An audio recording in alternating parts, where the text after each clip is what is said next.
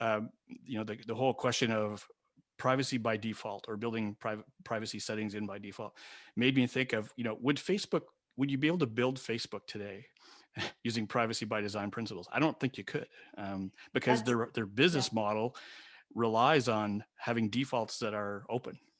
Yep, that's a very good point. They'd have And to change their business model. yeah, I don't know if Hessie's point of view might be interesting because she is involved with Matter Ventures, which is a recent investor in venture capital. And I know that her focus is on specifically on privacy by default practices.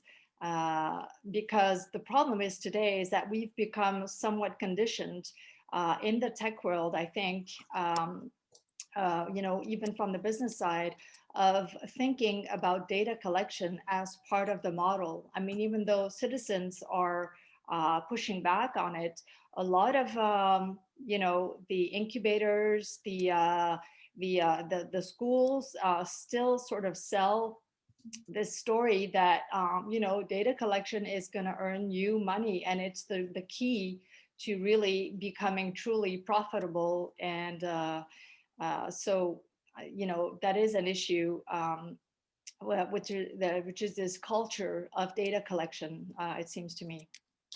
Arguably, what I'm hoping for, you talk about investment groups, I'm hoping these investors start telling these new startups that you need to run a PIA before I invest money in you. Right. That's because the regulations to enforce the PIAs aren't there yet. But having those investors enforce them would be wonderful.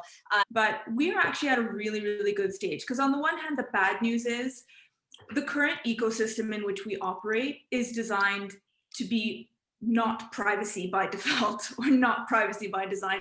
It's a very toxic ecosystem that's very tilted in favor of a handful of companies that sell you snake oil and the promise that by putting all these trackers on your website, you're somehow going to have gold. And they've come out on the record, including Facebook, in its own court filings, admitting that actually their targeting isn't exactly as accurate as they like. Can I just talk about fines for a second? I'm not a huge fan of fines. The only time I'm excited about fines is it gets people's attention the same way sale gets attention. I'm actually much more impressed when a regulator enforces, like actually requires you to do something that changes something in your business model that is problematic. So when they say, actually, all of that data that you captured through deceptive practices, you need to delete that. And that has happened. We've seen that whether you're big or whether you're small. Right? So the Vectory decision by the French Data Protection Authority, they were one piece of a bigger ad tech system, but they had all of this, they could not demonstrate they had valid consent for the data that they'd captured. And so they had to delete all of that, those user ad IDs, etc. So that's much more impactful than a fine that you can roll into your price tag, which is exactly what they do. And then they mine more data so they can make up for the loss. So it's like, I don't think the fines are exciting to me. Yeah, privacyrequest.com. We were kind of formed and kind of, we're spurred up from the requirement of the CCPA. We're working with a company based out of Toronto that does a lot of marketing tech, and back in 2019, and that's really when this began. So previously to this, I built a lot of other reg tech in other industries, and I really just saw the opportunity over here and really the need for it, and really believe in what's being built, right? And we really see ourselves as the privacy infrastructure of the internet. That will really help control the back end when individuals go and submit requests. We want to be that engine that drives a lot of that kind of workflow integrations downstream, which is really where we specialize on, is helping tech companies easily build out or easily integrate their workflows to enable privacy operations as a whole.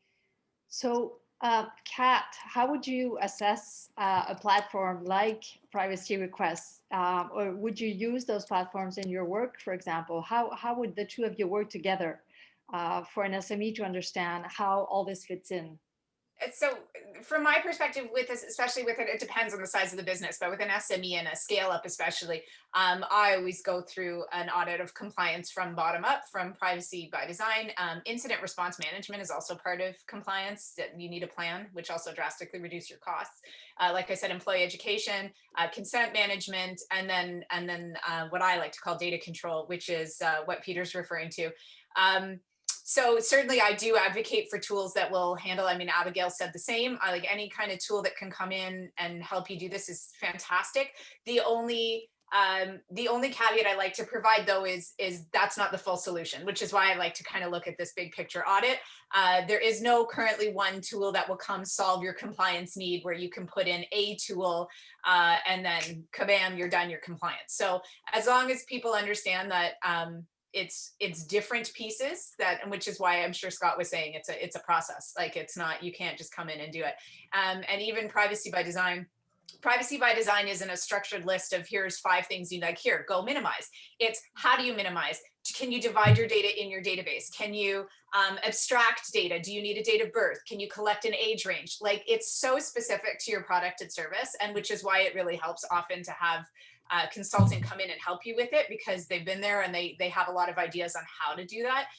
But if you are a small business or a startup and you can't afford someone to do that, even for a couple hours, then just looking into that kind of strategic privacy by design could help you a lot in trying to understand that.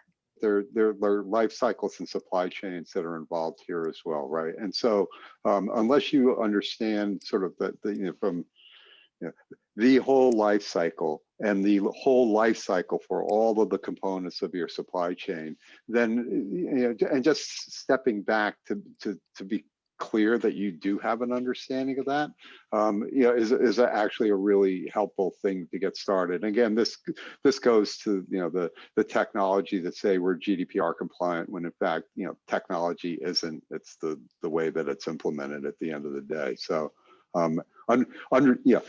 if your supply chain should be able to help you in some way, right? So one of the things that you can do is you measure your supply chain to see if are they accretive or are they adding risk, right? So I do this, I tell very seriously security solution providers that they should not be selling vulnerabilities. They're in the security business. Yet very often you look at something that someone has installed and it actually increased the threat profile instead of reducing it. And so just being able to get a feeling for that is also a very important piece of this.